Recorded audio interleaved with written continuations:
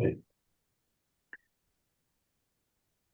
So in this session, we'll be looking at um, the third part of the triple gem. That's the Sanghanusati. Welcome, Simon. And then we'll be moving on to the precepts. And just a few moments ago, just before logging in, I realized I hadn't yet done the my usual analysis of the language of the precepts. So I have fallen behind on that. My apologies for that, but anyway, we'll go through them as best we can without my preliminary analysis being done. So we start with let me just call up welcome, Judy. Well, Yeah, just going to share screen. By the way, a couple of the previous recordings, when I'd shared screen, I realized that it came up on my recording that all we had was the shared screen without seeing any of you. I checked that and it appears I'd got some settings wrong. I've attempted now to get the settings right. Okay, Sarah, look, you're nodding your head as if you know all about what's going on. Please share with me any wisdom you have on the subject. no, I don't have any wisdom. I had noticed that you can't see you or the participants, and Yeah. I think that's a shame. If it's possible to show those things, it just makes it a bit more understandable when you're watching the video. It certainly does. I checked on Chat GPT to see what was happening. I think I found out it was yeah, I think it was I'm not sure if I can if I try to get back into the settings page, I might cut you all off. So I won't. I think it was something to do with the settings there. I followed on Chat GPT what it said. We shall know later whether it's worked. Great. Okay. Um, there were two mistakes I was making. One was not getting the settings right. The other was to start the recording after I had already shared screen. Apparently that can block it as well. So what I've done, I've started the recording. Now I am going to share screen. Here we go, sharing screen. And you should also be all be able to see the shared screen. Can you all see your shared screen and yourselves? Okay, good.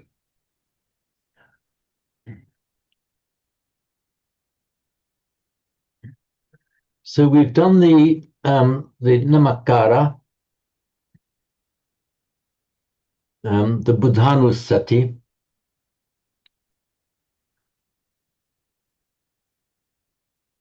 Hopefully you will remember the explanation that I gave of Anusati rather than just Sati. That is like Sati, as we on it. So it's the word we used for mindfulness. But the literal meaning of the word is remembering, and that's its original Old Vedic meaning. And with this prefix anu, it's like a remembering along. It's like a methodical remembering, not just remembering this, then remembering that. It's kind of a methodical, systematic bringing to mind of the qualities one after the other. That's the force of the anu there. So we've done the Buddhanusati, um, Dhammanusati, and now it's the Sanghanusati.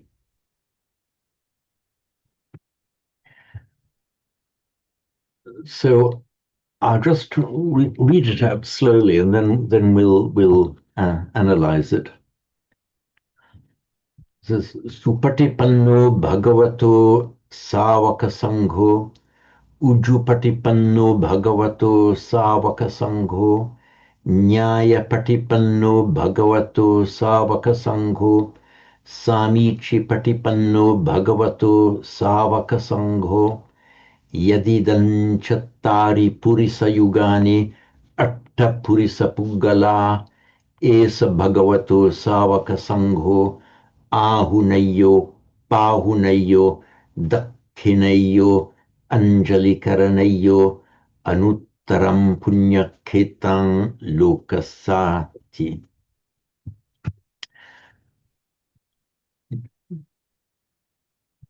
So that is, of course, something that all of us, certainly most of us, have chanted 1,000 and maybe many more than 1,000 times, and we know by heart. There is some really beautiful and quite profound language in here. Even starting off with supatipanno. So the subject of this sentence is, the raw subject is sangho,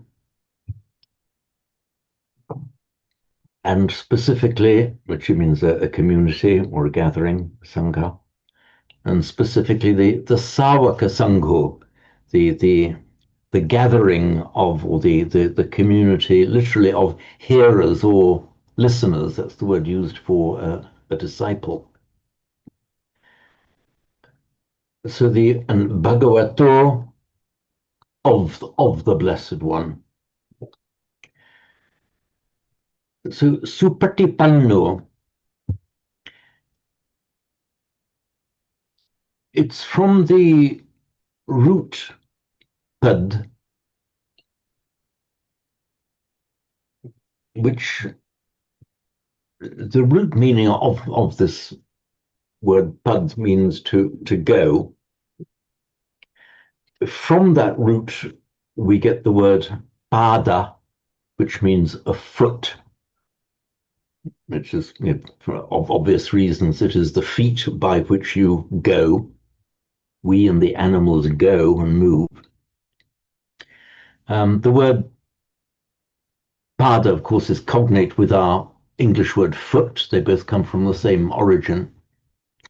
Of course, we don't use that root as a verb anymore, but it was both a verb and a noun in Pali and Sanskrit and Vedic. I mean, it used to be used as a verb in Shakespearean times. I seem to remember the expression "foot it fleetly," meaning run quickly, foot it fleetly. But the verb use has dropped out of modern English. So pad is the going, and by normal extension, we have a pada meaning a path. It's the way by which you go. With the meaning, with the prefix rather, pati. Pati is a verbal prefix. It's possibly the most interesting single verbal prefix in the language, both in Sanskrit and in Pali. Its original meaning was back. And it also has the meaning of counter, like a counter force, to countervail, or something happening in reciprocity, or in return. You get force and counterforce, balance, counterbalance. It doesn't seem to have survived in any of the other modern languages, this prati, save in the Slavonic languages, where you have protiv, which means either against or counter. But it's developed quite a profound meaning in Sanskrit and Pali, and I think even more so in Pali in the Buddhist scriptures, because it has the idea of in relation to oneself, a kind of counterforce or interaction between oneself and what one is doing. We remember in the Sangha, the Dhammanu Anusati, sorry, the Sang,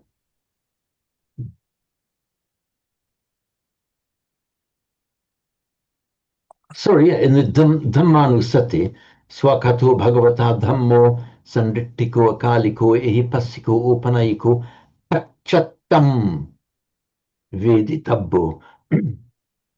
This Pachattam is in Sanskrit be pratyatman, prati, one's atman, prati oneself means for yourself, with regard to yourself, by yourself. So it's pachattam veditabbo, to be known by and for oneself, meaning you know it in and by yourself rather than because somebody else has told you. We have a Pacheka Buddha. The Pacheka Buddha are sometimes described or sometimes translated as solitary Buddha. That is, Pratyeka becomes Pacheka in Pali. Pratyeka with regard to the one, just for the one. So the Pratyeka Buddha, which becomes Pacheka Buddha in Pali, means a Buddha just for one, a Buddha with regard to just one person. In other words, yes, an enlightened Buddha, but not teaching, not necessarily passing it on. Just achieve that state that there you are, done. Just pacheka for one, just applying to one person.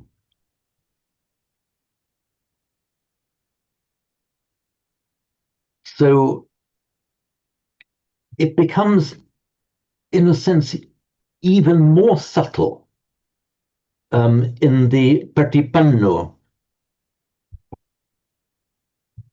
We pull up, let's get the, okay. Can you all see the iPad screen now? Okay, good, thank you. So we have our root pad to go. It makes, you would normally have expected to see its past participle padta, which would have become patta, but in fact, just repeat for those who may not remember, when I write an asterisk in front of a word, that's a standard device used by linguists to show that I'm using a deliberately wrong form, a form that doesn't exist, just by way of illustration.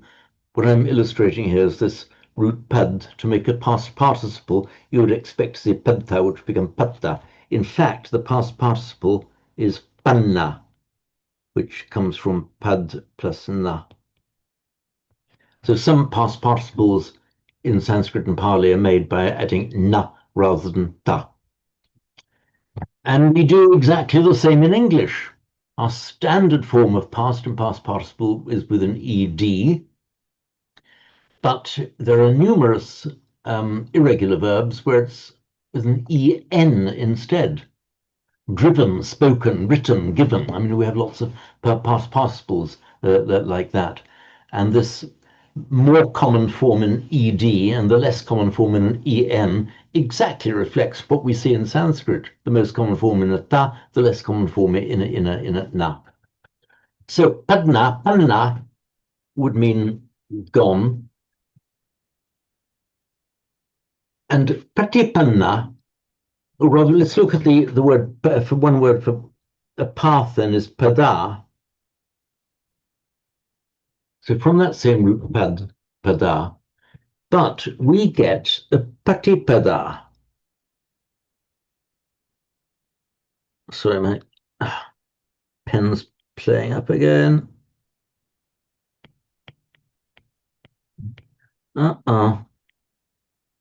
So it doesn't go funny.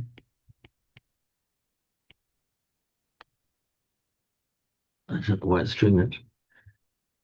Sorry about the handwriting. It's my pen, this electronic pen playing up. So patipada. What does patipada really mean? It's translated as the practice, the path, the practice, but it's the path with regard to oneself. It's almost as if it's not. This implies here that it's not just a person treading a path, but it's as if the subtext here is the person is merging with the path. The person becomes the path. So translated as practice, generally, in the sense of one's meditative and so on, moral practice, way of conduct. But with this subtle subtext of absorbing the path into yourself. It's not you and the path, as if you become the path.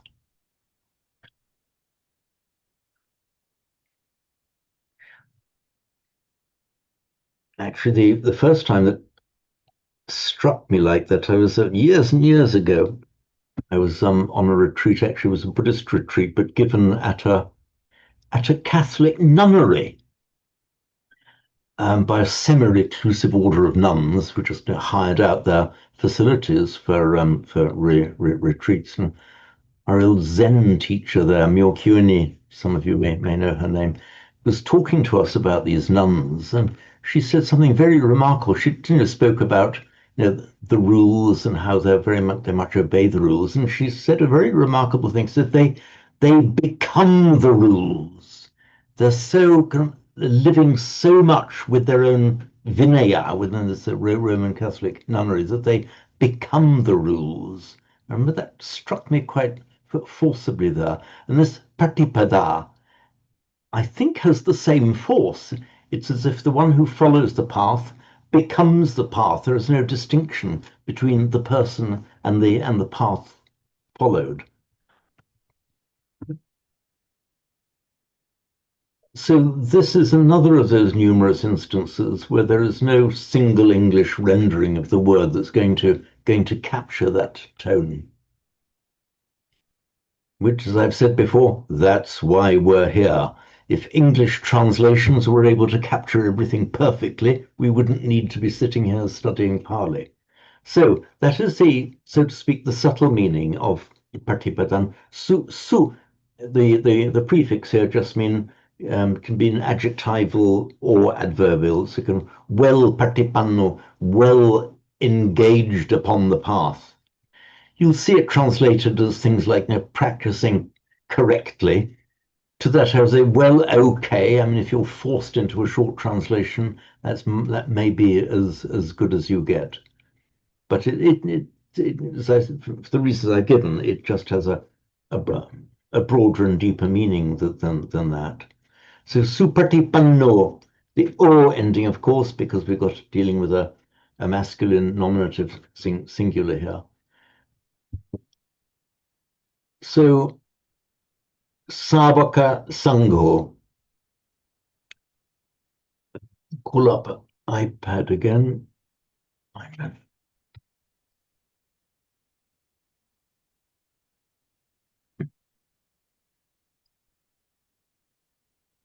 So we have the root shru, meaning to hear.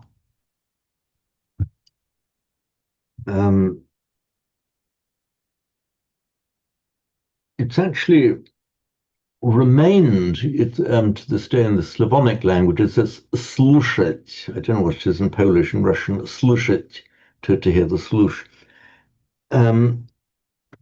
It got a bit mangled when it came into Greek because it became aku, from which we get acoustics.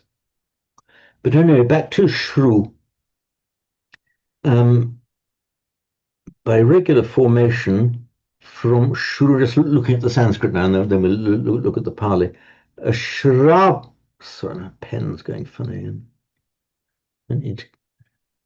So I don't know why this is happening. Might need to get a new iPad one of these days. If this goes on, I'll have to fall back on the on the whiteboard. So it looks so Shravaka is one who Shrinoti, one who hears, so a listener or a hearer. And that's the standard word used for a disciple. So Shravaka then is what becomes in Pali Savaka.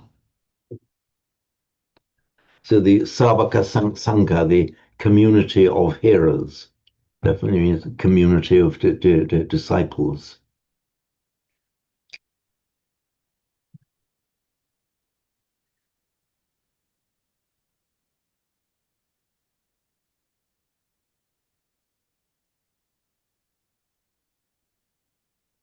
Next one is Uju Patipanno.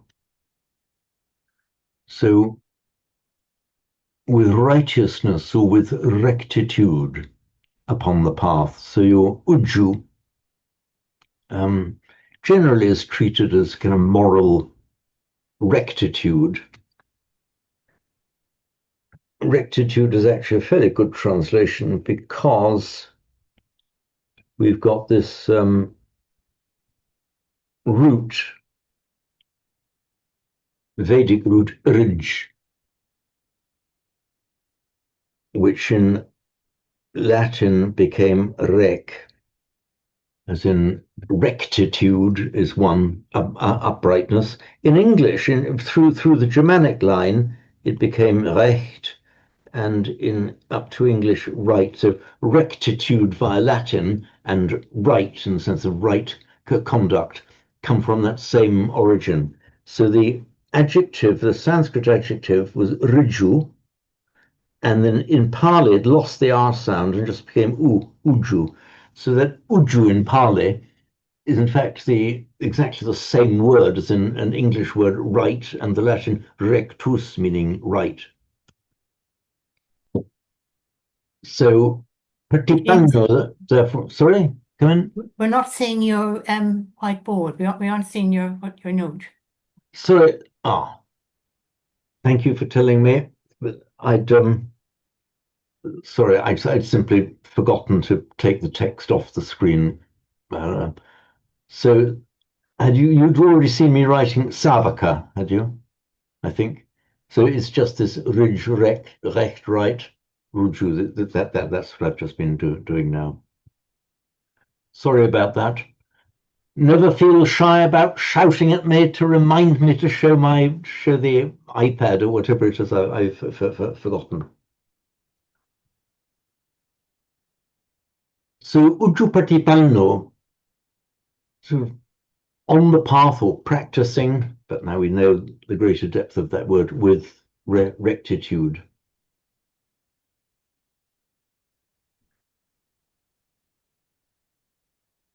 Nyaya Patipanno. What have I said about nyaya? Rule, but caution, see note, yeah. Nyaya, incidentally, nothing to do with jnana, meaning knowledge. This is from a separate root.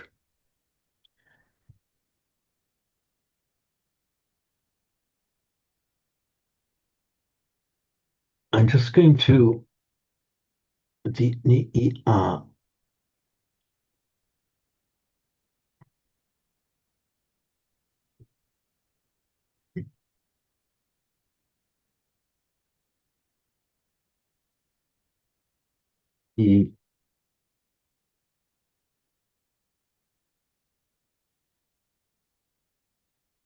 I'm just trying to find it in my.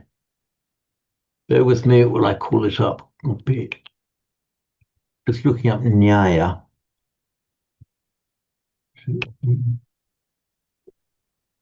Yeah.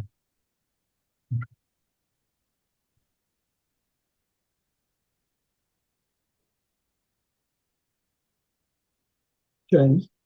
Yes? Simon? Sorry, just to anticipate that one, looking this one up before, is this something to do with like nyaya in general is kind of propriety, the correct way of doing things? Because at the beginning of the Satipatthana Sutta, we've got something like Nyayasa Adhigamaya.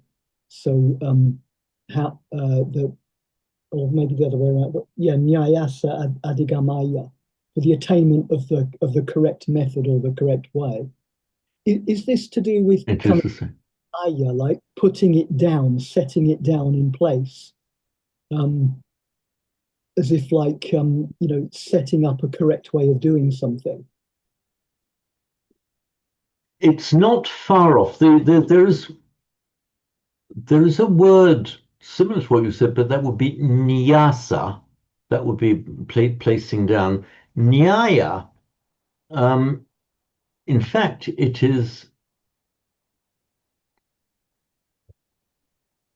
it's come from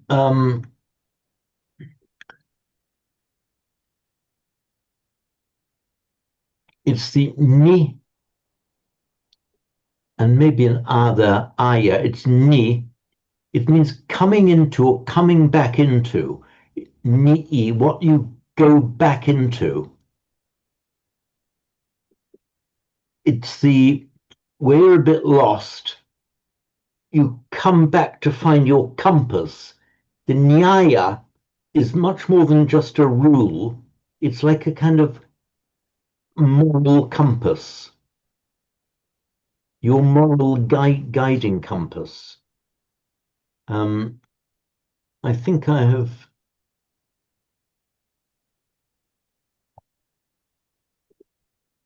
Okay, so the ah, so we have the root e to go with the prefix ah.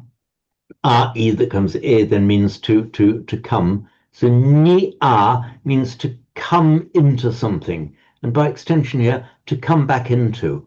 It's your fallback. If you're lost or astray, it's the kind of the way it's the kind of basic guiding principle. Much more than a rule, it goes deeper than a rule. It's the whole morality and orientation out of which the rules arise, is the nyaya. So I've done a note on it here, which I won't read it all out now. But those of you who are interested can just go to nyaya. This is in my explanatory glossary. So the Nyayasa Adhigamaya at the beginning of the Satipatthana Sutta, it's kind of saying, if you get this, you found it, you've got the correct guidance for the rest of the practice, so to speak. Thank you for reminding me of that one, Simon. Yeah, because that is dead on there. It's more than just a set of rules. It's the kind of it's like your pole star. You get lost, find where the pole star is, and then from that point you know what direction you're facing. So it's just guiding their lives according to these fundamental deep principles that go, deeper than the rules, which are just individual expressions of the principles. Meaning, this is the principle itself.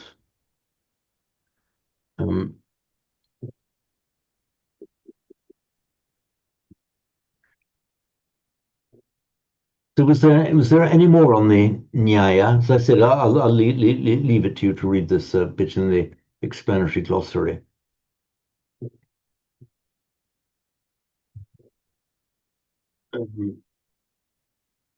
So we've got Supatipanno, Ujupatipanno, Nyaya and then Samichi Patipanno. Actually, as a matter of interest, are there any of you who know the origin of this word Samichi? I know what it's not. I thought it was something to do with Samma, but it's a different root, isn't it? It's not. It is to do with Samma. Okay, I'm sure I saw it. Okay. And Pali is a most phenomenally wonderful language, but it does suffer, if I can use that word, from the fact that in its phonetics, it merged several of the Sanskrit consonant clusters, dropped certain consonants and sounds along the way.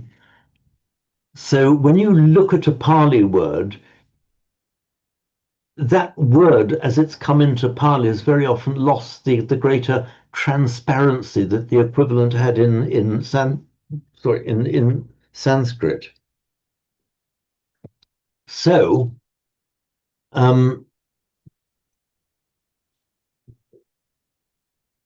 just explain Samma to you.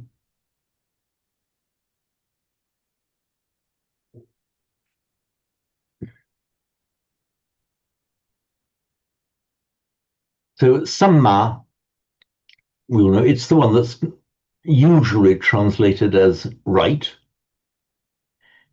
as in the Noble Eightfold Path, Samma Kammanta, and so on. But much more than right, of course. It's kind of a harmonious rightness. I can't remember how many of you have already seen my detailed explanation of Samma. I can tell. Are there any of you who remember in detail the explanation of Samma? Apart from Simon almost always does. Okay, it's actually worth looking at. So we've got this word Samma. In Sanskrit, it is samyak.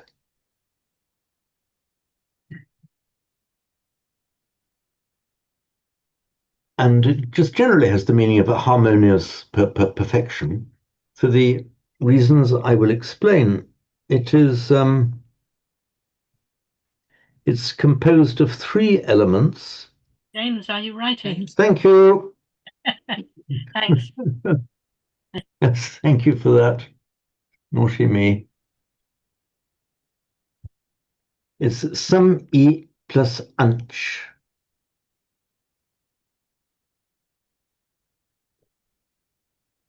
And that term anch means folding or bending. So let me first of all just call up the Sanskrit.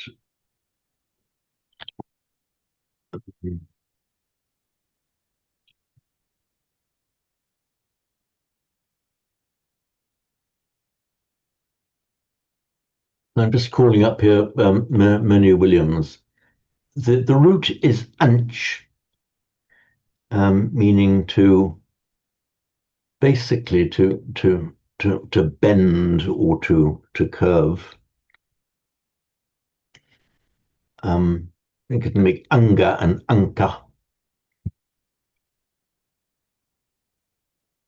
And as I mentioned at the previous one, it's the meaning of bending has come into our English word ankle.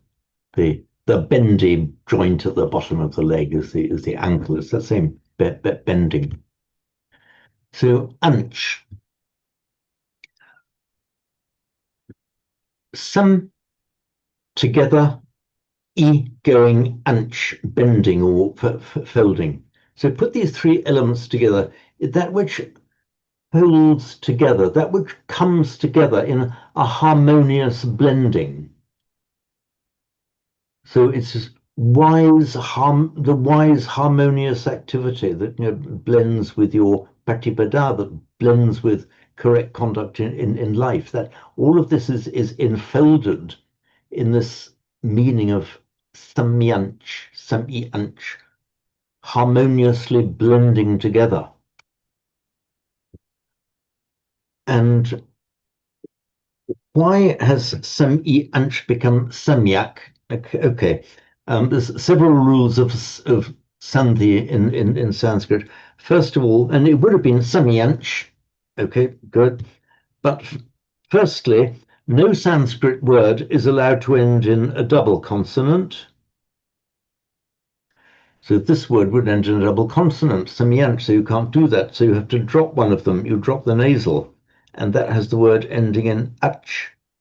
Next rule, no Sanskrit word is allowed to end in cha. A root can, because that's not fully a word, but so the ach becomes ak. James, So we can't see what you're writing. sorry. Thank you. So samyanch, anch, ach, ak. So ak is just the standard phonetic progression from samyanch because sami ak. And next we've got the e becomes a y because it's immediately preceded by an a. So e plus a automatically becomes ya. So sam-i anch becomes samyanch. So after that kind of Sanskrit phonetic rigmarole, we see how sam-i anch together going and folding harmoniously together, blending harmoniously together becomes samyak. So now from our Sanskrit samyak, it's already dropped a few of its elements along the way, the anch becoming ak. We now transpose this through standard phonetic progression into Pali. So the Pali would tend not to have a mya. A mya would tend to become a double M in Pali. So that's exactly what happens.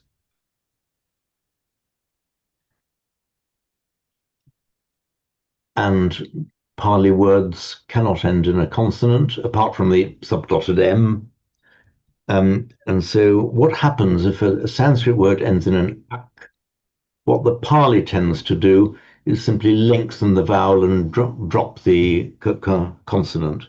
So samma. So that is how we get this much phonetically mangled word coming from samyanch in Vedic. So out of all that, we see this harmonious coming together.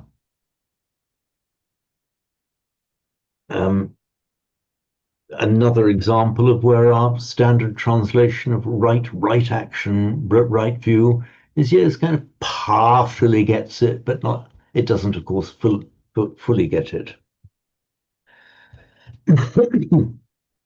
Now, the next thing that happens, let us make an abstract noun out of samyak.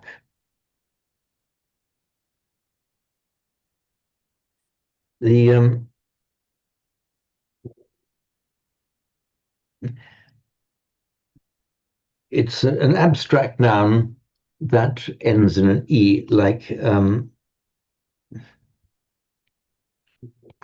okay, we have the word parama, furthest out, developed to the highest extent, parama, and we get the paramis, the higher virtues. So para meaning far out, parama, furthest out. Our English word paramount, by the way, is ultimately of the same derivation of parama, furthest out, highest level. Let's make an abstract noun of it by lengthening the first vowel and adding on an e, So parama, when we get a parami, the kind of the perfections, sometimes translate the virtues that are those qualities that are furthest out, that have been carried to their fullest possible extent. That's the meaning of parami, the paramounts, the ones that are furthest out, that have gone the furthest. Let's do the same with samyak. It would be then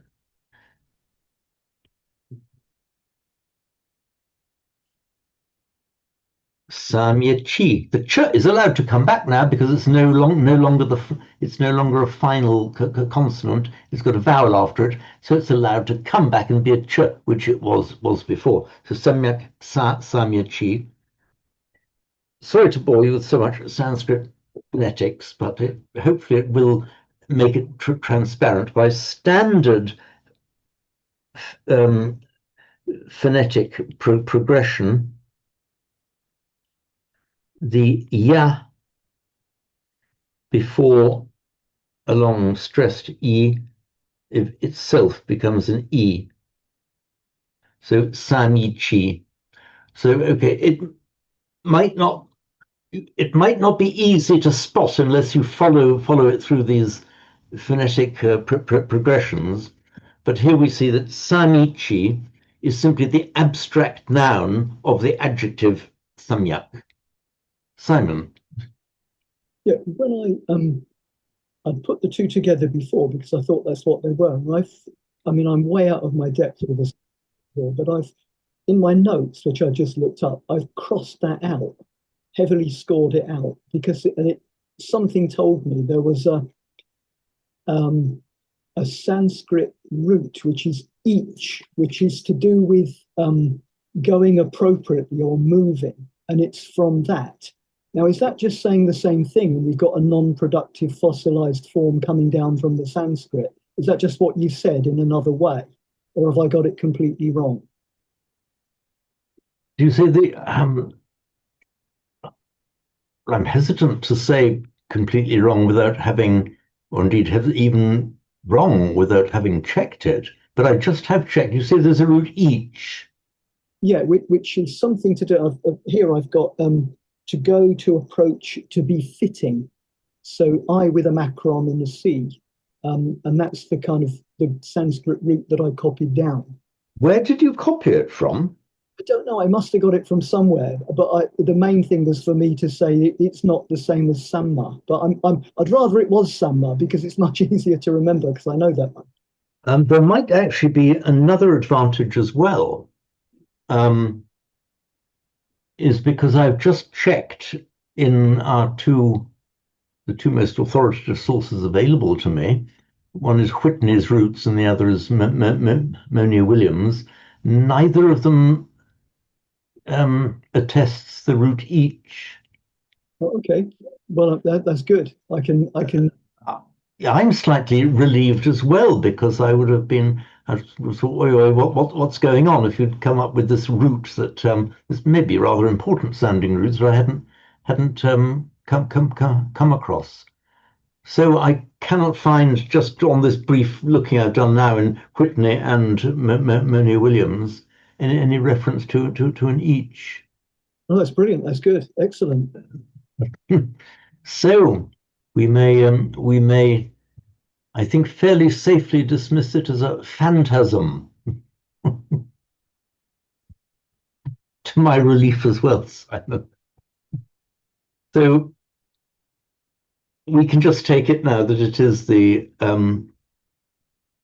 just the abstract noun from the adjective samyak, Pali samma. And where are we? Oops. Here we are.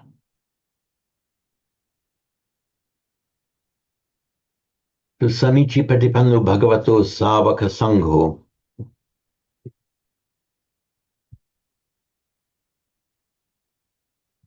By the way, there's some Sangha.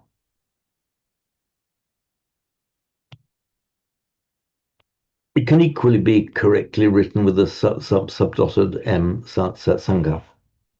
The pronunciation would be the same, optional which way you write it. You'll find both in the original Pali texts. This is some together plus gha.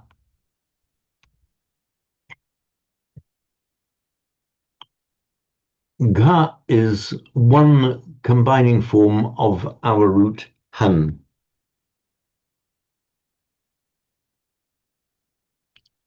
Have I explained this to anyone here before? Okay. The root is han. Sometimes in an earlier stage of the language, it was gan and then became han, but sometimes the g comes back. It's a bit of an irregular verb. Sometimes you've got a h there as the first consonant of it, and sometimes a g. and it means striking. It's the root han,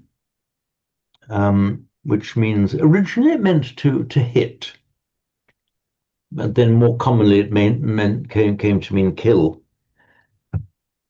That means to strike. It makes its past participle.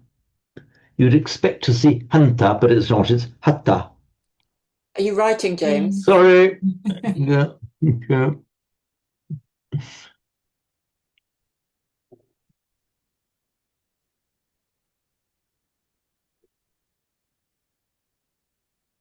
Okay, I'm going to be a little bit mean now. When did you first realize that I was writing, but that you couldn't see my iPad? I thought at first I could work it out from what you were saying, but I decided that it was worth asking to see anyway. Okay, you made the right decision, but delayed. Please always, and you can do it as a collective responsibility, all please immediately shout in chorus if you see that I'm writing on the iPad but have forgotten to share screen. So, han hatta.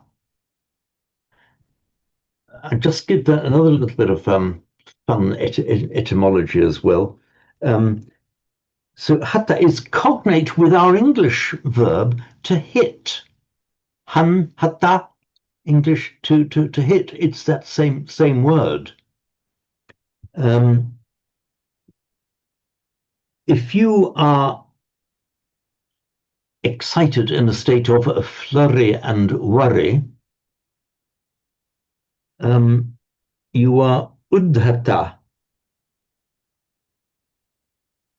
The ud meaning up. Udhata, which, by the way, when you get a stop consonant followed by an H, the consonant doubles, so it comes udhata. Oops, udhata. It's one of the hindrances often described as flurry and worry. So, udhata as a noun. So, James, we can't see at the moment what you're writing. What? Yep. Okay. I'm not sure what I did. Something black came across. Yes. Sorry, Yep. there we are. So that makes an abstract noun in Sanskrit audhatya, the state of being in flurry and worry. And that's the same then that in Pali becomes udhacha. Many of you will know this word. It's the name or part of the name of one of the 5 hindrances. It's the state of being udhata.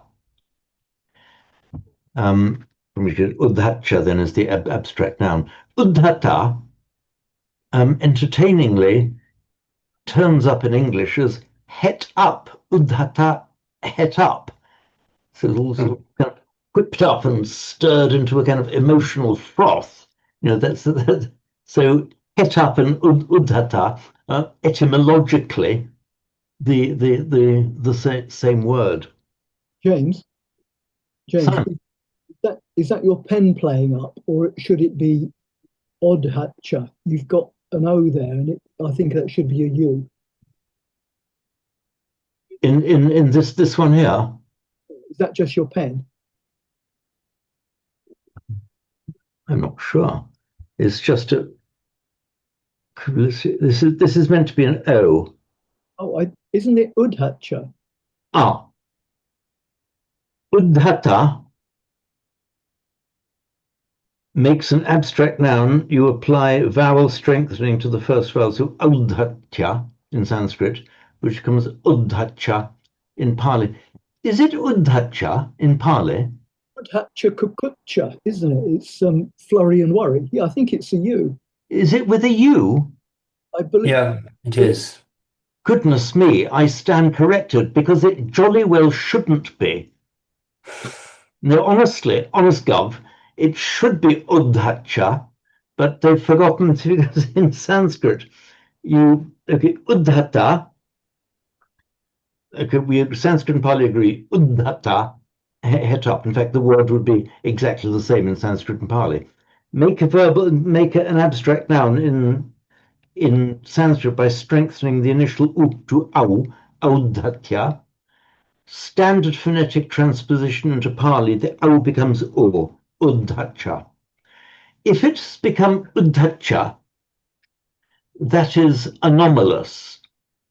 I mean, it is very, very rarely that I will say that the original Pali speakers have got their own language wrong. But on this particular occasion, I dare to stick my neck out slightly. And if you'd gone up to any Pali speaker and say, well, don't you think because in Sanskrit it's Odhacha, you ought to be saying Udhacha in Pali? If they thought about it, they would probably say actually, yes. But there it is anyway. Thank you for correcting me, Simon. Well, thank you for correcting the language. I mean, you've just given a good tell, haven't you? I don't think this will get back into the dictionaries. We'll just have to accept that that's how it is. It is a slightly anomalous form in Pali. We get many, but it doesn't matter.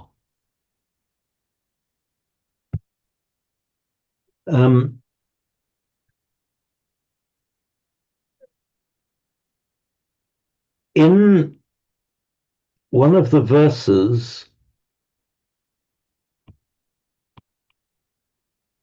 of the Karaniya Metta Sutta, Vyarusana Pratigha Sanya, we have this Pratigha Sanya.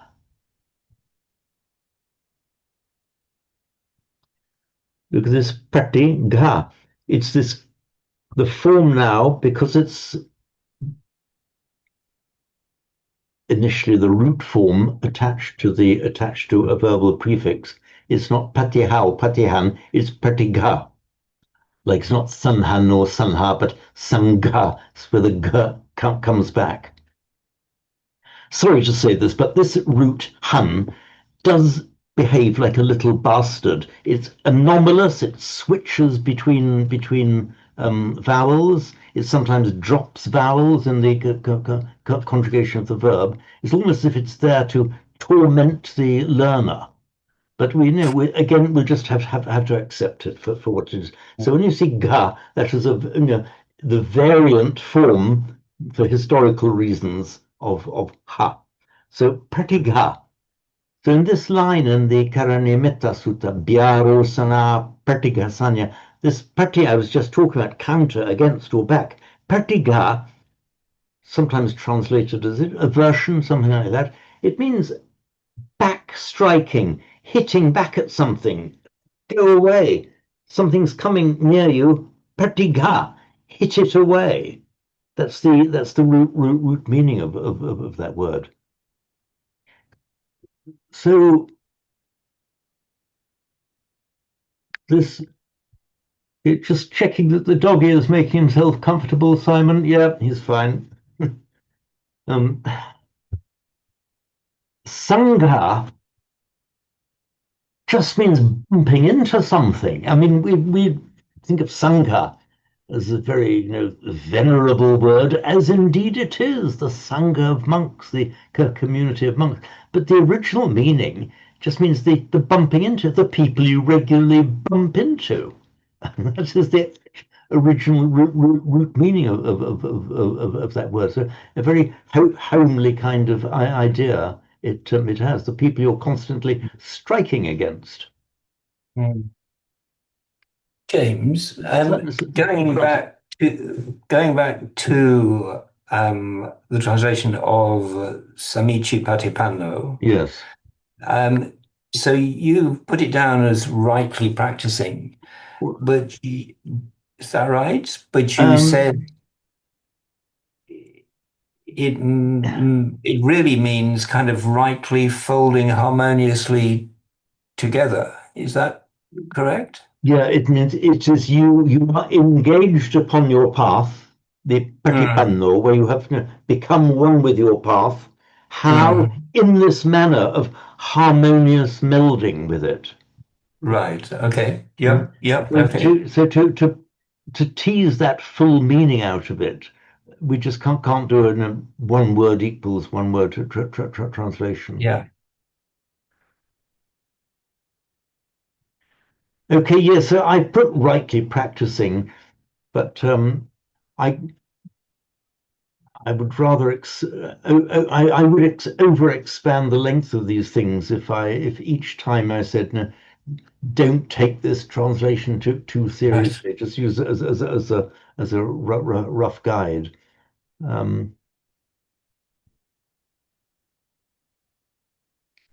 So you can't actually say it's wrong. What would be wrong is to take these words rightly practicing as if they conveyed the entire meaning. It kind of hints at the meaning, it kind of points at the meaning.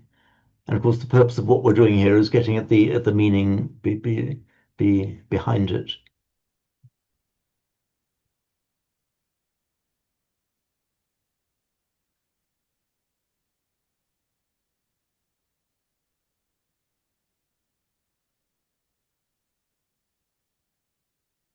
Yes, it's happened several times, and people have said to me, "But 10 pages ago, you said that, and that meant that." Okay, so everything also just take these use of these words that I give you in English.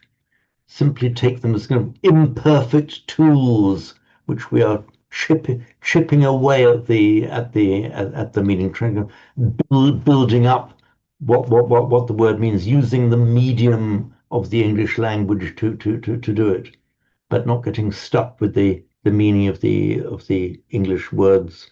Particularly, remember, here we are as contemporary English speakers in the 21st century. I mean, the words that we're using now would have been kind of understood rather differently or not at all, even as recently as Shakespeare. And Shakespeare is only 1/5 of the time from now back to the Buddha. Even when we're speaking words to each other, there's an act of translation going on. Each of us have our own histories of what a particular word means and what its resonances are. So, as we are speaking to each other, all these brains now, we're engaging in acts of thinking. We're just taking in known words in the English language, but there's a constant inner translation going on. I've got an idea in my mind that for which a particular word is selected, out comes the word, it hits you, it hits your mind, and it hits a different neural network with all the resonances. And that is just contemporary English speakers speaking now. How much more so for the resonances from 2.5 millennia ago? So back to where we were. Where are we?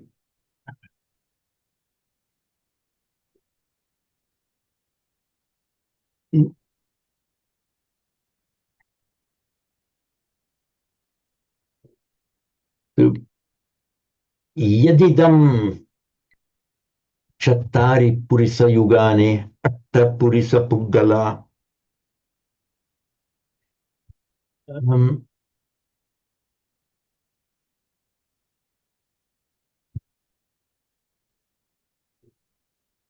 Yadidam, you could have dropped out. Yad just means which or what, and idam, neuter, means this.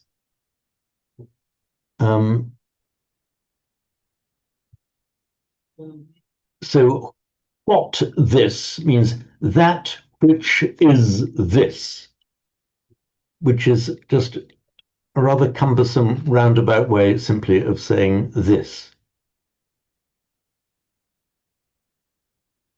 Simon. Unmute, Simon. I would have thought it's got more use than that, because yad refers to the previous bit, so that which, so up until sawaka sango, and then we've got idam, this, so it's kind of id est, isn't it? It's, you know, that is to say, and then gives the rest of it. So it's actually it seems to be doing more work than that. It's not just saying, it's not the two bits are kind of in apposition, that we've got up until Sawaka Sango and then another way of describing them. It's saying that they are the following people, the four pairs, the 8 kinds of noble beings, etc. That's an attractive idea, Simon, and I think that you've very easily won me over on this one. That very frequently in the text we do find the yadidam in a pleonastic kind of way. Incidentally, still used, oddly enough, in modern Hindi in exactly the same. That which is this is sometimes used as just for this. It's like pure infill words. On this occasion, Simon, I tend to think that you've got a point there. I mean, I can't remember what it is. I mean, you know it by heart, but there's at the beginning of the Karaniya Metta Sutta, there's a really odd pleonastic bit that just means this or that or something. But this seems to be doing more work, doesn't it?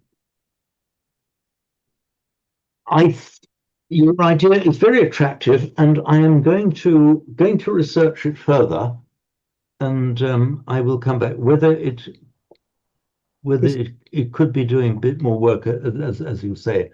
I'll check this and be back with more next time. I mean, it almost is a translation of id est, isn't it? Really? Yeah, I've a feeling it could be.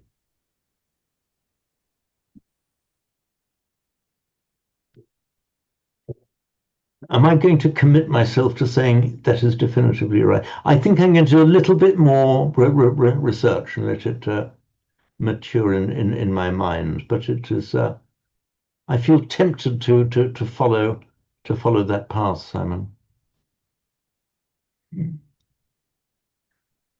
So it's just gone 4 now, so we'll have our usual break. And I'll see you again at 4:15. Yep, see you then. Remember, stop recording, James. Oh, thank you. Pause recording.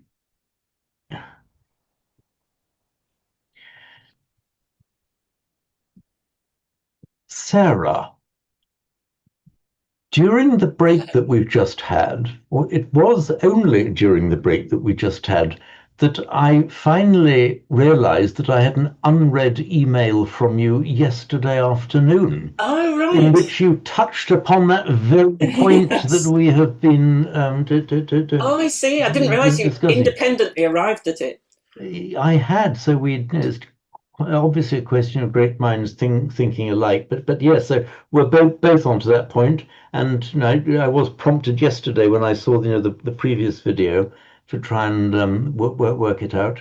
It's where a Chat GPT did come to my aid, and I hope it's worked. But you've got 2 screens, have you? I wonder if that's part of the complexity. I've got 3 screens actually. Wow. Because so what I have, because separately I have to do quite a bit with the language work and translation work. I have several different texts up at the same time. So what I have, I've got the screen in front of me, because I'm looking straight ahead now, is my gallery screen where I can see all of you. The screen to my left is the shared screen, and the screen to my right is the kind of holding screen where I've got all these other texts that I pull up and drag across. Because although it's physically 3 separate screens on the desk, the computer's set up so the computer thinks it's all one big screen. So I can simply drag a thing across from one screen to the other. You may be stretching the capabilities of Zoom. I think I am somewhat. However, there have been, for most of the previous recordings we've done, I think we have seen shared screen. Sorry, on the recordings, the videos that I've posted, I think we do see we see each other and the shared screen at the same time. Some we do, some we don't. Yes, I'll let you know. Obviously, I won't have to watch this one, but I'll have to watch Saturday's. So the last one we did last Saturday, three days ago, that was one where I was sharing screen. All you can see on the video recording Yes. is shared, Yeah. and it was that then prompted me to try and Yes. Me too. Yeah. work it out. ChatGPT can have its great uses, you know.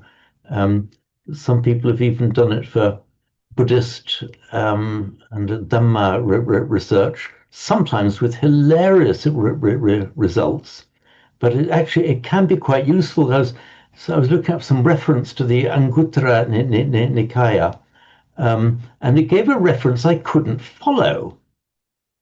And all the Anguttara has got his kind of, or some Samyutta was it? Was it numbering? Is going so many different people have different numberings for it, and I was very puzzled by a reference that was given in I think one of Nyanaponika's books. I thought, okay, let me test ChatGPT, and I said, look, I've got this reference, I can't find it. What's this meant to be? And ChatGPT, it was almost, I was actually amazed. It was coming back like a very friendly, kindly person who knew all about it and said, yes, the references, there are numerous different ways of referencing text in the ChatGPT.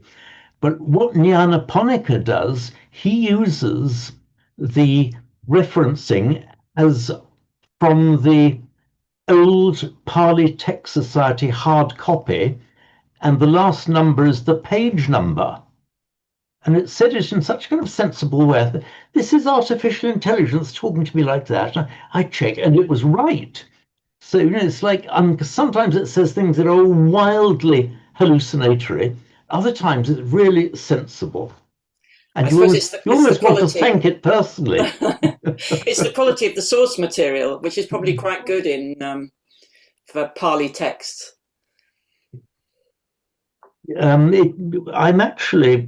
I started off being rather dismissive of it, but I've actually had some pretty good results. You always need to double check. So it's actually, I found its greatest use is where could I find so and so, and then it tells you where. And then if it's right, then you thank it. Yeah, it's got it right. It's just saved you a lot of searching. And for example, just a few days ago, I said the names of the Buddha's two first teachers, the ones that we know about in the scriptures. That's Alara Kalama and Uddaka Ramaputta. I said, in which sutta do we have the account of the Buddha learning from these two teachers? It came straight back. It gave the correct reference, and even more than I had asked. It said an Alara Kalama. It took the Buddha as far as the Arupajana of the Akinchanyayatana, whereas Uddaka Ramaputta got him to the next one, which is the Nevasanya Nasanya ayatana, the realm of neither perception or non-perception. So I was actually pretty impressed, but always you've got to proceed with great caution. A good thing to do, which I tried, is to ask ChatGPT whether it had a self, and if not, how. Sorry, whether it had a self, a sense of self. Oh, a sense of self. And if not, how ChatGPT was different from an arahant. And it was actually quite an interesting conversation. Really, I could try that. And oddly enough, Greville, so most of you will know Greville, was telling me about a very recent attempt he was getting on ChatGPT, and it gave him an answer that looked plausible that was wrong. And then Greville actually confronted it, said, "Are you lying to me? Are you saying this to me just to try and please me?" But no, credit to it, it came right out with a full, honest confession that that's exactly what it was doing. So it can tell you a great deal, but it can tell you the most plausible lies as well.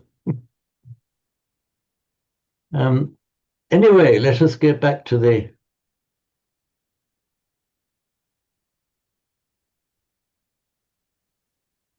On okay, my screen is shared.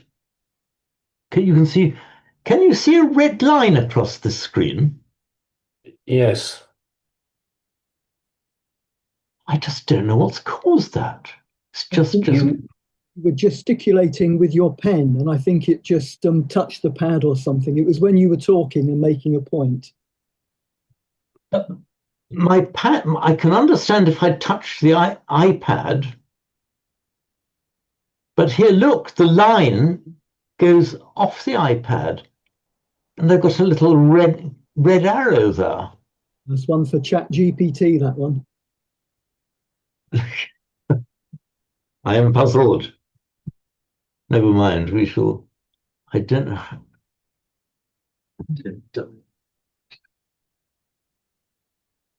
Ah, well, this I don't think this ever happened to me before.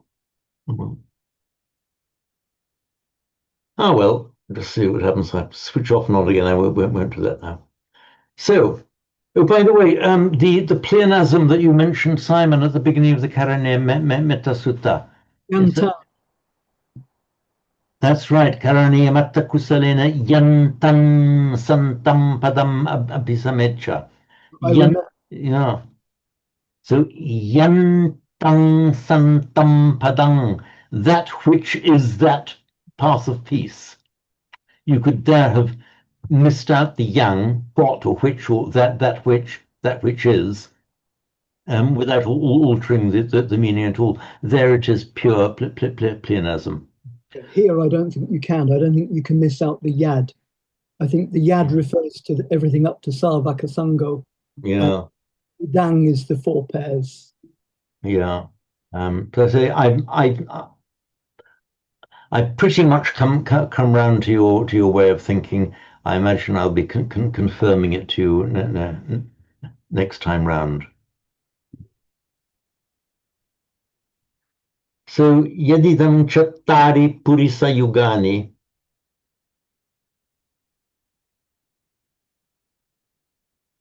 Yuga. It's from our root yuj, meaning to join. So we can't see your pad if you're writing on it. Are you writing on it? No. I'm not. No. Oh, no, right. Okay. I can hold my pen here. So my pen is not writing back. No, I'm just looking at the text here. Yadidam chattari purisa yugani. So the yuga, from the root yuj, meaning to join, from which we get our well-known word yoga, which is just the verbal noun from yuj. You will incidentally very often find that roots, the Vedic roots that end in a ch or a j, they very often form their verbal noun by switching back to a k or a j. So switching back to a k or a g. So yuj, yoga. Shuch, to grieve, becomes shoka. Shuch root, shoka, grief. That's where we get the name of the emperor in Sanskrit, Ashoka, and in Pali, Asoka. So Asoka means the griefless, one who is without grief. This is another derivative from the Yugani here that I'm highlighting. Oh, the red lines have disappeared off the screen now without me doing anything. Okay. A yuga here is a derivative, meaning it just means a pair. Also, it's a word, I don't quite know why they've used the root yuj for it, but you get the yug, yuga rather, to mean an era, like a cosmic era.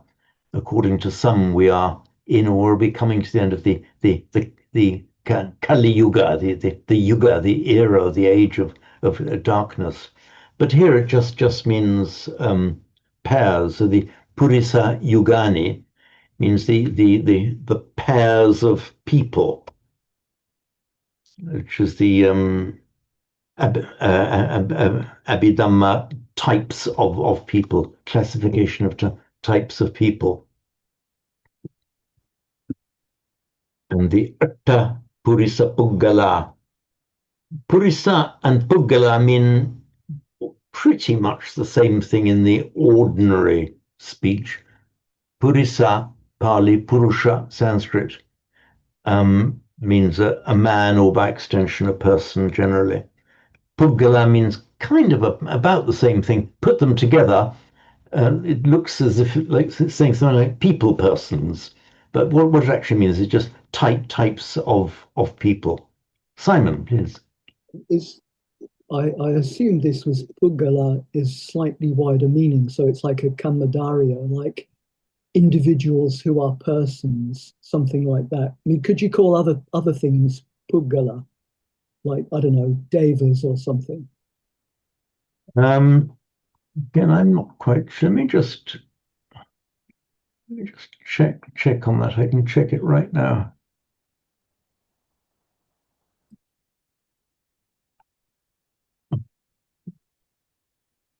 Here we are.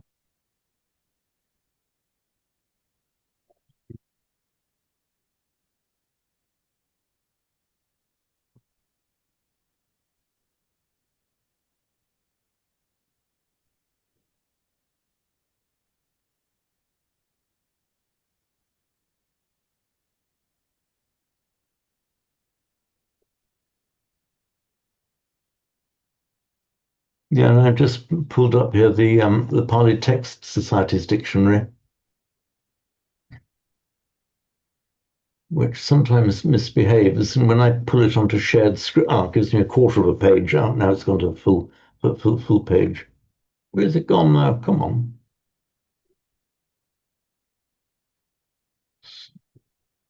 Here we are. It froze for a moment. So an individual as opposed to a group. Person, man, character. This might be the clue, because in Abhidhamma literature it means a character or a soul. I was thinking about the more primitive Sanskrit meaning. So Purisa Puggala would here mean people types or people characters, people souls. Thank you for getting me to pause there, Simon. Yes, but this looks like specialized Abhidhamma meaning of it, not just a person, but a character. That does explain it.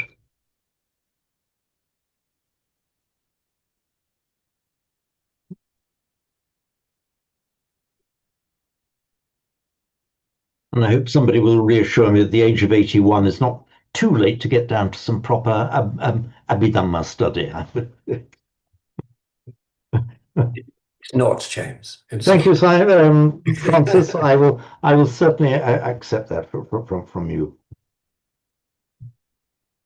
So the Attapurisa Puggala. By the way, Chattari, meaning four, it's in the number four. You see it reflected in the Latin quatuor, Chattari quatuor, quadrate, quadrant, the square, the four, quadrangle, the four squares, and the Atta, that's the one that's meaning eight. Ashta in Sanskrit as Ashtanga Yoga, the eight-limbed yoga. And the sh became a ch in the Germanic line, where it became acht. And in English, we retain the ch spelling in the GH, but we just pronounce it eight. So Ashta, Atta, octo in Latin, acht in German, eight in modern English, but retaining the GH spelling are all the same word. Esa, this Bhagavato Savaka Sangho. This is the Sangha of disciples, listeners of the Blessed One.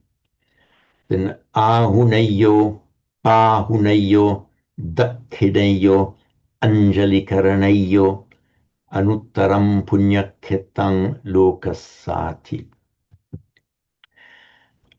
The root hu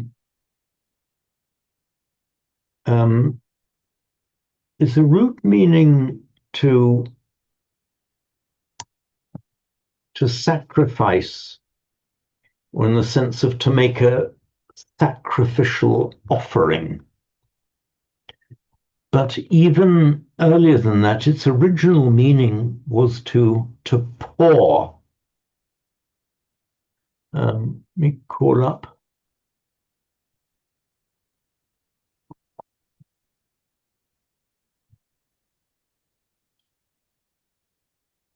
the root hu.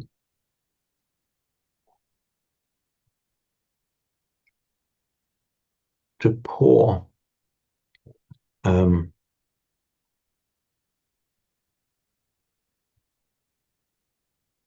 And a sacrificer was a hota from that same root.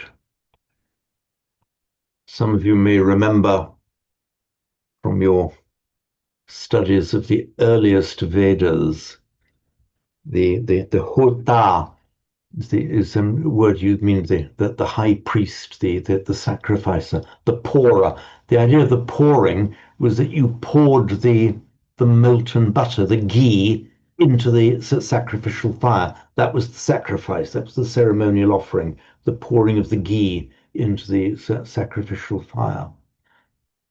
And the oldest recorded words in Vedic is that the Rig Veda, hymn number 1, verse 1, Agnimile Purohitang, and the Hotaram, the sacrifice of the person in charge of the sacrifice.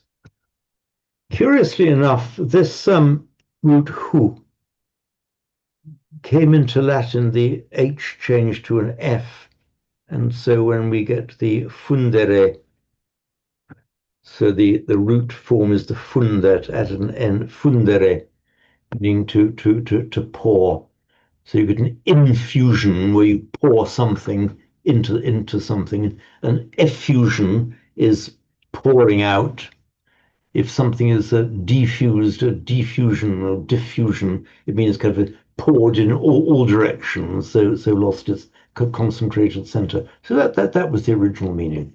So then came to mean sacrificing, and then by extension, the offering of gifts. The offering of initially sacrificial gifts. So I've done a note on this in the explanatory glossary. So ahu and hu are just both variant forms of making offerings. This is one of those cases where, or seems to me to be one of those cases where the Buddhist scripture has taken a Brahmanical concept and given it a different Buddhist twist. And for example, you often see that in places in the Buddhist scriptures where the Buddha talks about, there are those who think the way to liberation is bathing in the Ganges, performing the rites, making these sacrificial offerings as done by the Brahmins. No, I say to you, the true Brahmins are those who hear and apply the Dhamma, and so on. So very frequently we see the Buddha taking Brahmanic concepts and then giving them a fresh meaning within the framework of the Dhamma, giving a transformed meaning. So ahuneyo, pahuneyo seems to me it belongs in that same line of thought. That the gods to whom the Brahmins made these sacrificial offerings, they were ahuneyo, prahuneyo, worthy of these gifts, sacrificial gifts and offerings being made. He's now applying these same words to the Sangha. So it is the Sangha who are worthy of these sacrificial offerings being made. And of course, by further extension, we aren't talking about sacrificial offerings. When we're talking about regular dana, just as the dana to the monks. We're saying that the monks are ahuneyo pahuneyo, worthy because of their good practice of the path, worthy of receiving these offerings from us.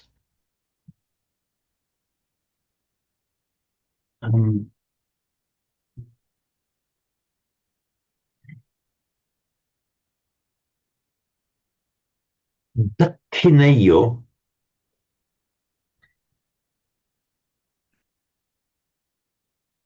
is from actually a root, Vedic root meaning Daksh. Simon, please. Sorry, before you go on to Dakineo, is Pahuneo derived from Ahuneo? Is the guest the person you give a gift to? Or is it more to do with like like going up to, and again, Han, somebody that comes to meet you as a guest? No, it's this is the root hu, and you've got the prefix a and ahu, meaning to make an offering to. And then it's that with an extra prefix, the pra, Sanskrit pra adjective, pra ahu. And it's one of those cases where the addition of the pra probably doesn't make much difference to the meaning. So it's almost like a kind of rhythmic alliteration of those words, but they're all from the same root, hu. So the guest or the person you offer hospitality to is just the one you're giving to, in effect. That's right. Yes. Yeah. So yeah. So one I think one of them, the pahuneo, came by further extension to mean a guest, but the original meaning was one who was worthy of receiving your offerings, because you had very fairly strict rules of expected correct behavior back then of the way that you treated guests. You find the same in the ancient Greek culture, also the ancient Nordic culture. There were certain almost sacred obligations about how a guest ought to be treated. So dakineio. Oh, I think I lost a document here. No, I haven't. Just going to.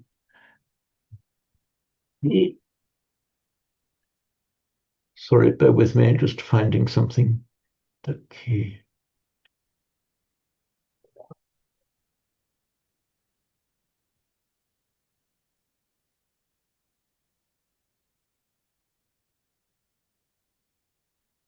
So dakineio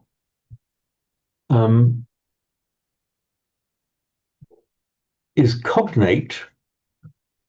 It would be dakshineyo or dakshiniyo in Sanskrit. It's actually cognate with dexter in Latin. Dexter meaning the right hand, dexterous, dexterity, and also the meaning of brightness and goodness by extension. And the opposite of that, of course, has come into modern English, because the Latin word sinister simply means left, as right and left. Whereas in English, when we use the word sinister, I mean, we've, as it were, forgotten from the language's origin. It just meant the left hand, and it's got its current pejorative meaning. So daksha in Vedic reflected in the Latin dexter, the right hand. And then by further extension, in Sanskrit, daksha came to mean kind of skillful, which is indeed dexterous, again, which is the extended meaning of dexter, the right hand. If you are dexterous, you are skilled in the use of your hands. and ambidextrous, of course. You can use both hands equally well. And then Sanskrit made this meaning, the opposite of sinister, more explicit. So dakshina came to mean something straightforward and candid. But oddly enough, also it meant south. And I'll explain why. We've got our Sambudho Dipadang Seto. We've got that chant where you have we've got the Buddha and the 8 disciples at the 4 main points and the 4 sub-points of the compass. When we think of the points of the compass, we tend to think, just because the way our maps are drawn and the way we say it in order, we think of the north first. But in Sanskrit and Pali, when you are thinking of points of the compass, you imagine yourself facing east. And that's Pubba, Purva, in front of you. So in other words, east is in front of you. That's where you're facing. If you're facing east, then the south is to your right.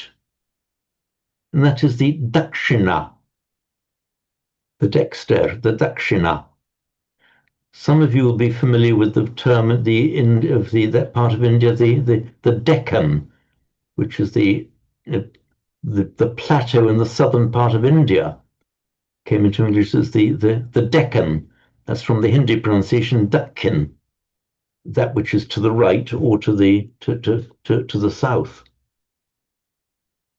Then, by further extension, with this generally good meaning that anything Dakshina had in Sanskrit, we had by extension, a Dakshina, the feminine form of it. A Dakshina was a very prized object. It was a prolific cow. And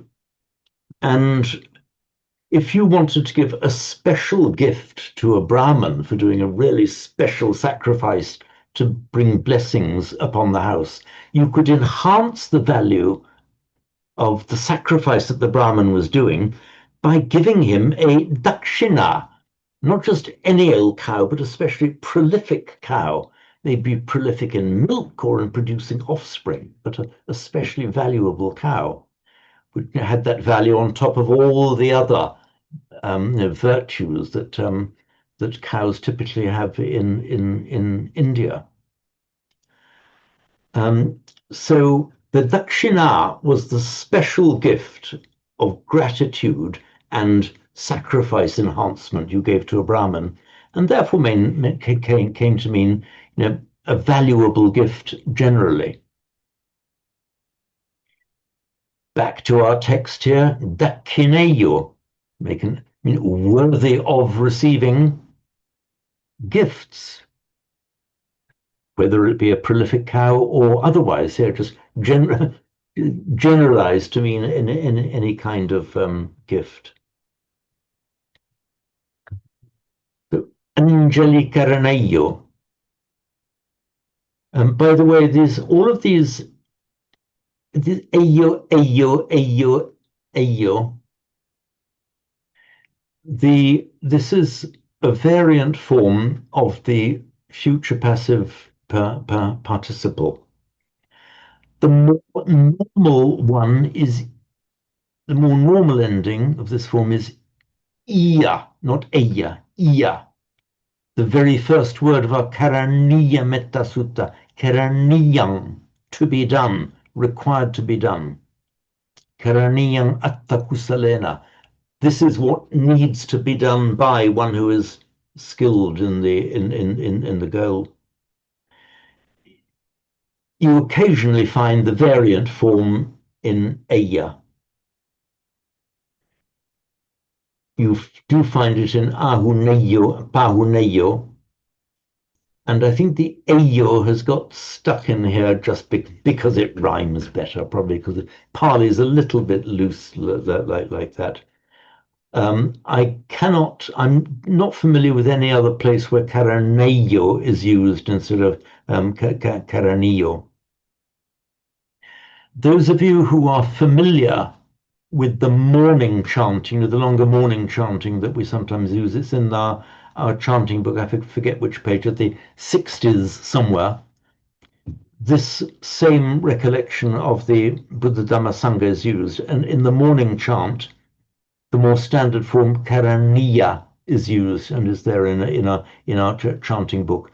So treat karaneyo as just as a slightly anomalous variant. There's no distinction of meaning. And the Anjali is just the greeting, you know, with the standard greeting with joined palms. That's called the an Anjali. Yeah, Simon.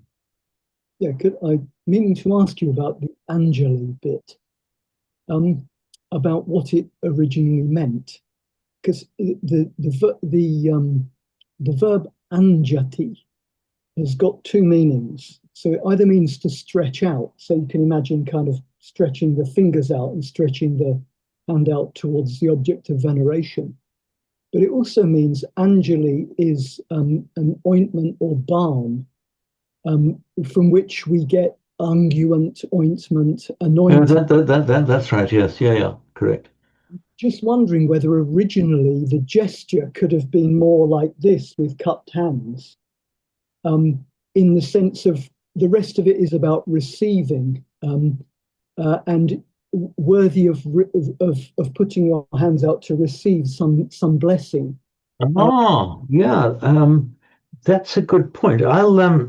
You're giving him plenty of homework to do, Simon. I'm going to Interestingly, I mean, I was discussing this yesterday with my wife, who said that we often talk about what Buddhism and Christianity have in common, and they have this. And, that's right. Yeah. Interestingly, during the Lord's Prayer, some sects and denominations, or even her own parishioners, change from this to "Give us this day our daily bread." Yes, holding out the hand. Yes. Seems to be, in terms of, I don't know, kind of speculative anthropology, seems to be like, what does this mean? But that is pretty obvious. It's what that is pretty obvious. Yeah. ask for food or help. Yeah. In fact, at certain parts of the ritual prayer, the Muslims will hold their hands out like that in that same kind of gesture as well. Okay, I'll look into this. I'll look a bit further into this and come back on it next time. But is it Anjati or Injati? Have I got that wrong? It's Anjati. I've got it up here on PED. I just looked it up. Yeah, it's either it's from two separate roots, so it's either to stretch or pull along or draw out, and number to smear or to anoint. Yes. Yes, ange is the Latin unguent and unguent and Yeah. unctuous. So unctuous has taken on a rather pejorative meaning in modern English, but it's the same. It's kind of a smeary. Anoint. Yes. Yeah. Okay. Further research will be done. Thank you, Simon. Simon does like to keep me busy between lessons doing the research. I always thank you for it in the end. Ne Padakineyo, Angeli Karaneyo. Then the Anuttaram Punyaketang Lokasati. I think you all know it already. But the wherever you get, okay, that's right, the final T there, the standard meaning is just unquote. In fact, it's a shortened form of iti. When it comes at the end of a sentence or at the end of a quote, it is shortened to T. Where it comes at the beginning of a sentence, by the way, remember it is not shortened and it retains its full form. So here, iti piso is the same word in its full form. Iti piso, thus indeed is he, thus as, as previously mentioned. At the end of a quotation or end of a sentence, it's always shortened to T. But notice there that a preceding vowel, if short, will be invariably lengthened. That doesn't affect the grammar or the meaning. It's a purely phonetic phenomenon. If this were on its own without the T, it would be lokassa with a short A, meaning of the world. So lokassa. But with the following T, it becomes lokassati.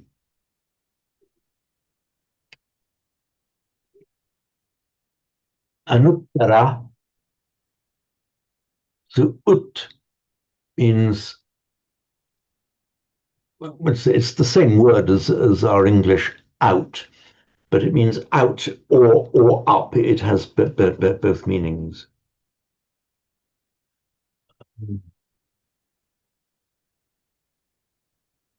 Uttara is directly cognate with our English word outer. So outer just means more out, further out. And depending on context, it can mean something that excels, that is better than something else. So if something is anuttara, it means it does not have an uttara. In other words, there is nothing that is further out. We could coin an English word, it is unoutered. We almost say in English, if you're bettered by somebody else, or bested, it means somebody else has done better than you. We could say unbettered, but we can invent the word unoutered, the unouted field of merit. So the unouted means there is nothing beyond it. This is the furthest you can go. There is none beyond it, none better than it, is the meaning of anuttara. And we have it also in the same word in the recollection of the qualities of the Buddha. It's the anuttaro Purisadamasarati. It is the sometimes translated as how have I translated it here?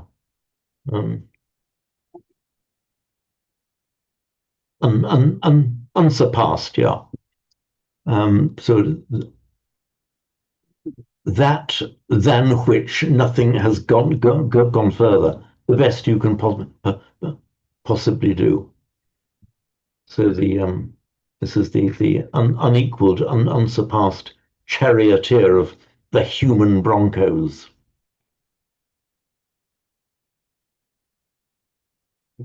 So punya ketang, keta is a word meaning field. Let's call that back.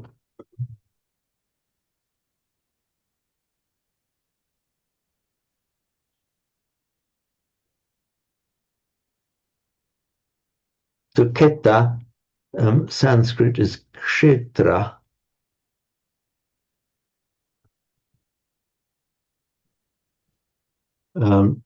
It was just the ordinary. It started off being the ordinary word for a field in the sense of in the agricultural sense.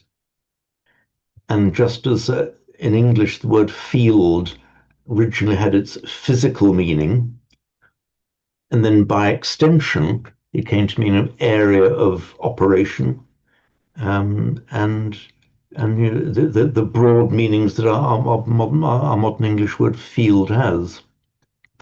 Ketta, Sanskrit kshetra, has done exactly the same in Sanskrit and Pali. So a punya ketta is a field of punya.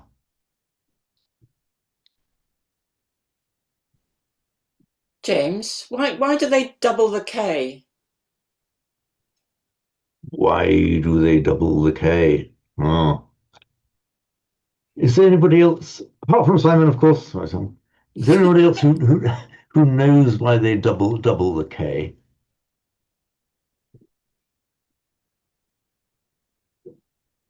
Simon, will you give your explanation of why they double the K?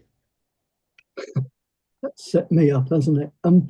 I think it's something to do with the fact that because it was kshetra, when it changes into the Pali, instead of having the double consonant, they just double the same consonant, so to speak. Yeah, that's right. But only if it's attached to another word. Only if it's attached either as part of the same word of say with a prefix, or very closely attached to it. Actually, that's an important point. You're going to see it again and again, so I'll explain it in more detail. Yes, Simon is right. Let's look at what's happening here.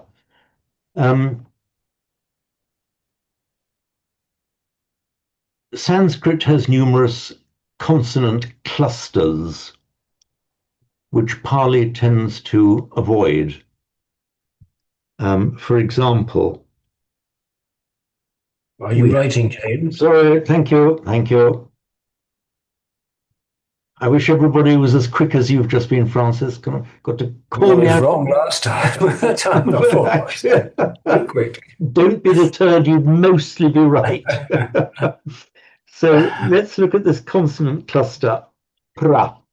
By a cluster, I simply mean I mean two different consonants together, pra.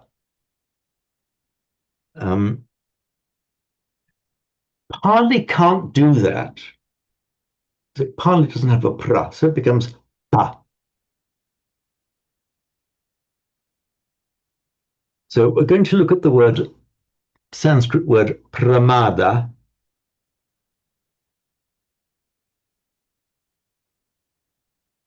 I'm glad you raised this point, Sarah. This happens, again and again and again throughout the whole of Pali. It's worth knowing very clearly why it's happening. So we've got the word pramada. We know what pramada means. It's the word that's often translated as heedlessness. It's the opposite of mindfulness, pramada. In Pali can't do a pra, so they have pamada instead. Pamada. Now,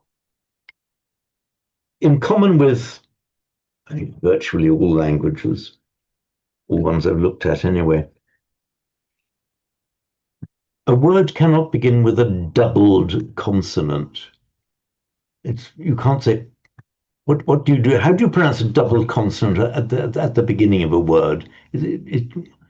Well, okay, there are some words that begin with a double consonant in writing, like the Welsh double L, but that's an entirely separate story. They just use a double L to represent the hl sound.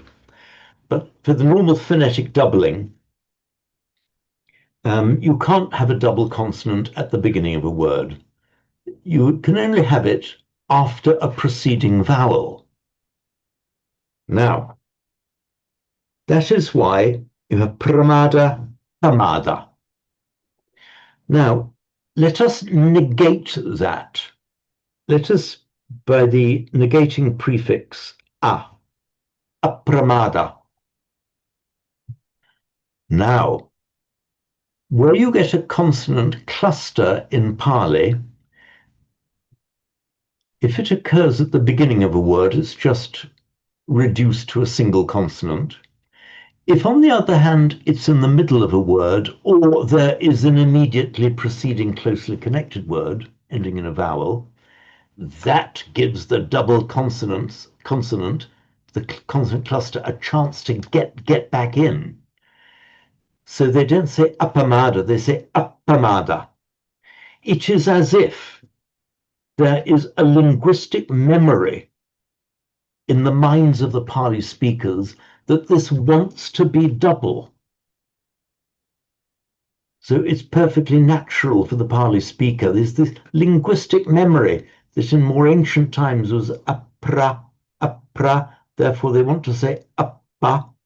The only reason they can't make that doubling when the word stands on its own is because no word can start with a double consonant.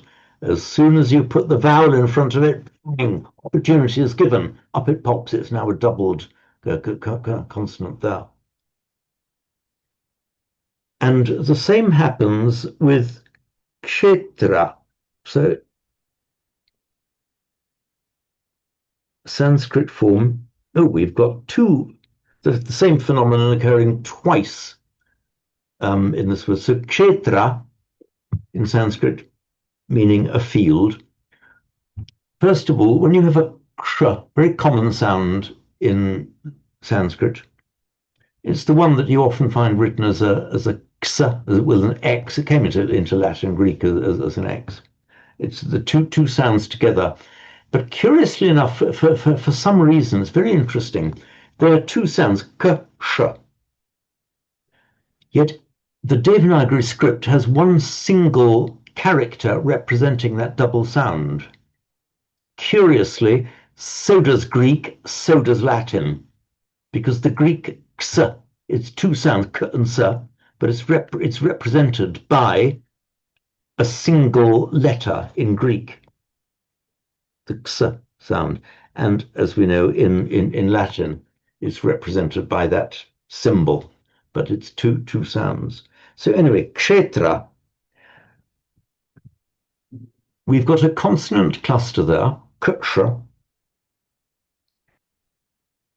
Pali will reduce that to a k.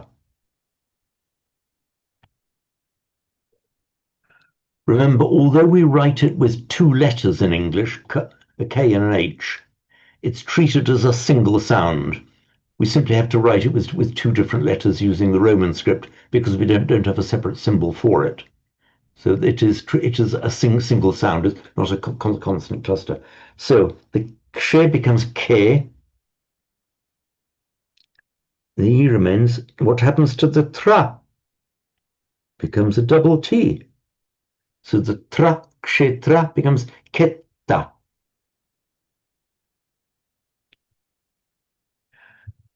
We are now seeing the same phenomenon occurring as we've just seen with pramada, pamada, apramada, appamada, where we have a preceding word closely joined to it, and here it is closely joined because it's a compound, two words put together, compound.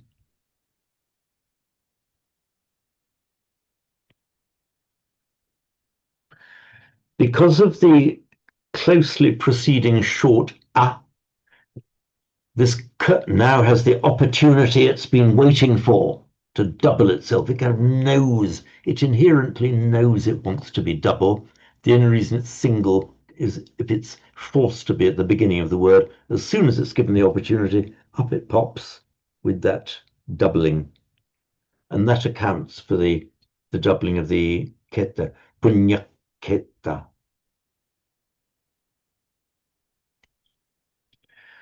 Another point note here, that where the consonant cluster begins with a sibilant, or in less frequent cases, but a case we here see is followed by a sibilant. The sibilants are the s, sh, and sh, by the way, in Sanskrit has three, Pali only has one. Sanskrit says s, sh, sh. Pali, they all become a s. But where you get this, a sibilant with another consonant, what tends to happen, what tends to happen, it happens in the vast majority of cases. Let's look at the word skandha, Sanskrit skandha. Predictably, it becomes kandha in Pali. So what's happened here?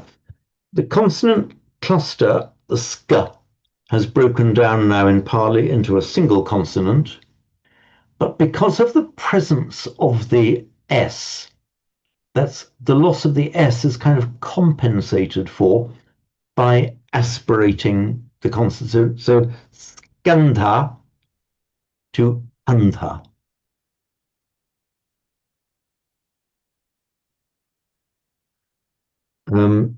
You find this all over the place. And for example,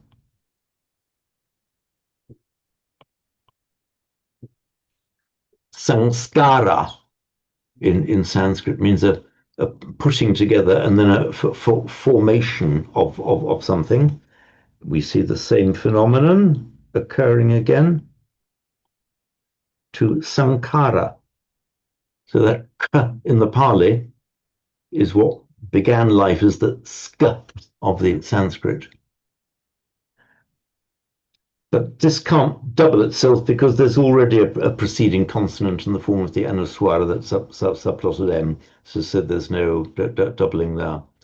So hopefully, Sarah, this will adequately account for the kshetra becoming ketta and the K of ketta doubling before the preceding short vowel of punya.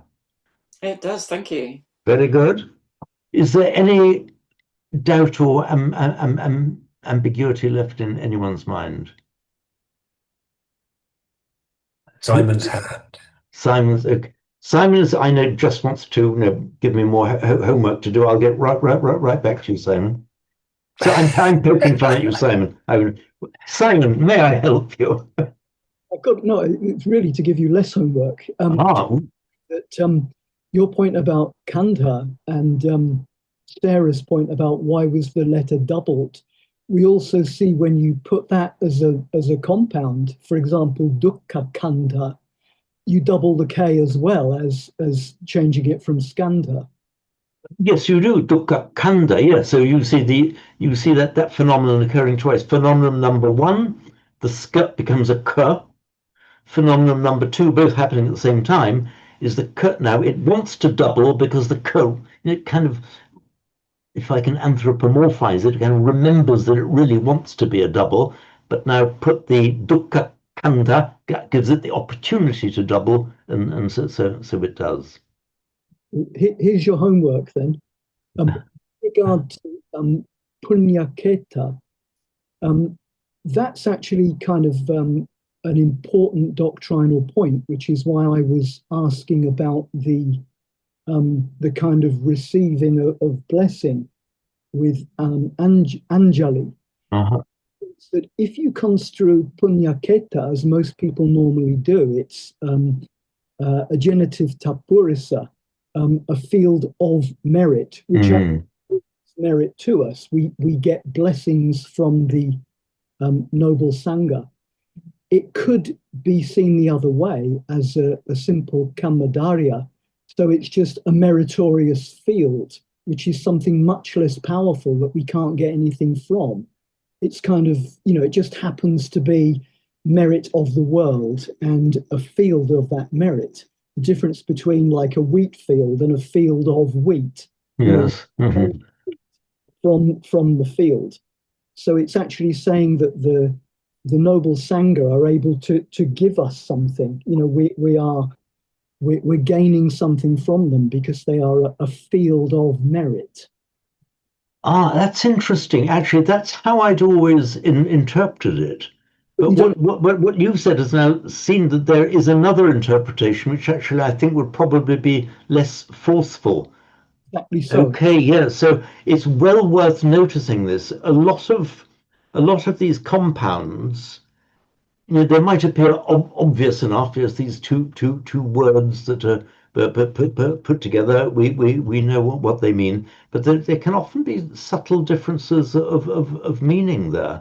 So exactly the one that Simon has just mentioned. So a merit field, a field of merit, is it just a field with lots of merit in it, or is it a field that provides punya to us, or enables us to enhance our punya by treating it as it should be treated. You know, there's being Angelica Reniu and so on. So that is very, very interesting. So these compounds, you know, they aren't always they aren't always totally transparent. A lot of them are open to in interpretation. So Yes, I think so. it's a very valid point. Francis. Well, I think sometimes people translate it as a field for merit. I think I've heard that. Yeah, there would be equally valid. Yeah, which would bring out the other meaning. Yeah. No. Mm. So these compounds actually so much depends on context and what you read into them. So, and you've often just got to determine from context what the relationship between two words in a compound is, and it often leads to confusion and ambiguity. So often it's just a matter of context, and with these compounds, you understand them because they become words of the language, and everyone knows what they mean. But see, a foreigner studying them might say, "Okay, then, a ticket machine. A ticket machine is a machine that sells tickets. Okay, therefore, is a railway station a station that sells railways? Well, no, it doesn't quite work as simply as that. You've got to know what it means just by the senses and meanings that they have, you know, developed through the use of the language as a living thing. But okay, that's just a joke example, but the example that Simon has pointed out, punyaketa, it can legitimately mean either. And there's nothing in the linguistic structure that gives us a clue. It could equally well be either. And you can get legitimate arguments as to which one is right. And equally, this could be one of those cases, whereas so often happens, the language invites us to hold both meanings in our minds at the same time. So it may often not be a question of one is right and the other is wrong. It may well be a case that they are both valid at the same time. So like a deliberate ambivalence, ambivalent, valid for both. So sometimes ambiguous, it's one or the other, but often ambivalent, both at the same time.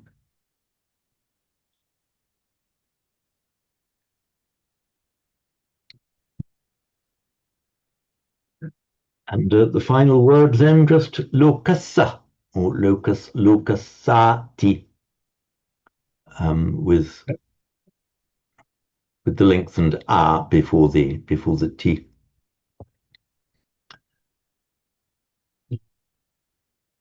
Loka,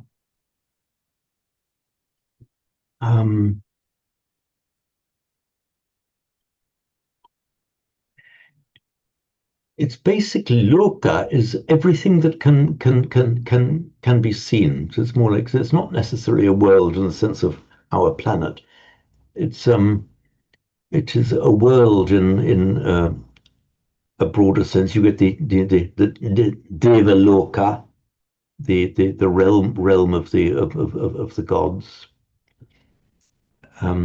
It's from a root luch, meaning seeing or light, which of course you'll recognize. The Latin lux, meaning light, and the English, well, in German, Licht, and in modern English, light. And from the same Proto-Indo-European origin, we get our verb to look. So loka, and our verb to look, actually from the same origin, everything that can be seen. So look and light and seen and the world, everything that is visible to us, come from the same origin.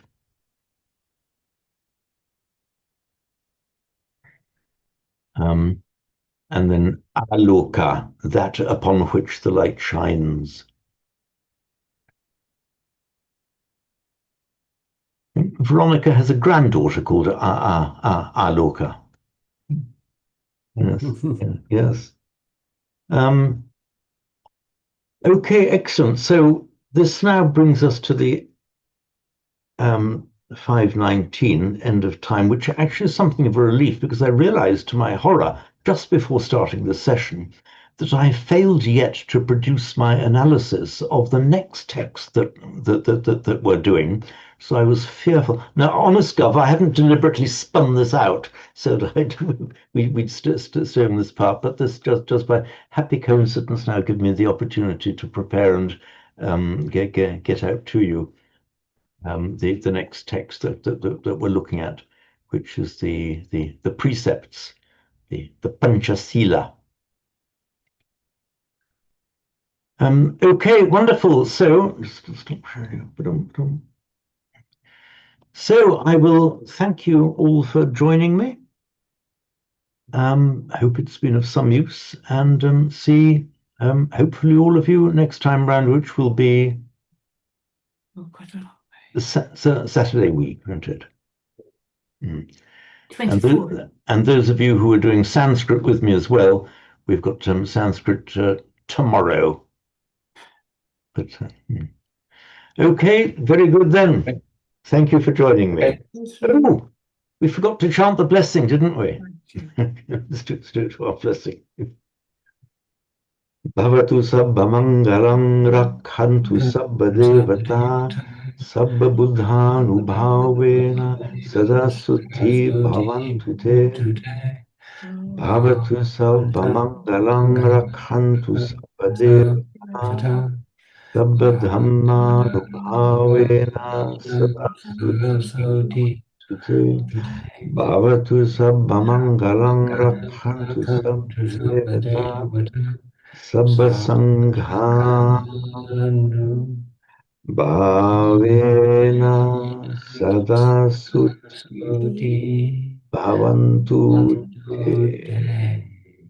Sadhu. Sadhu, sadhu, sadhu. Sadhu. Farewell and see you soon. Thank you. Thank you. Bye. Bye. Bye. Bye. Mm.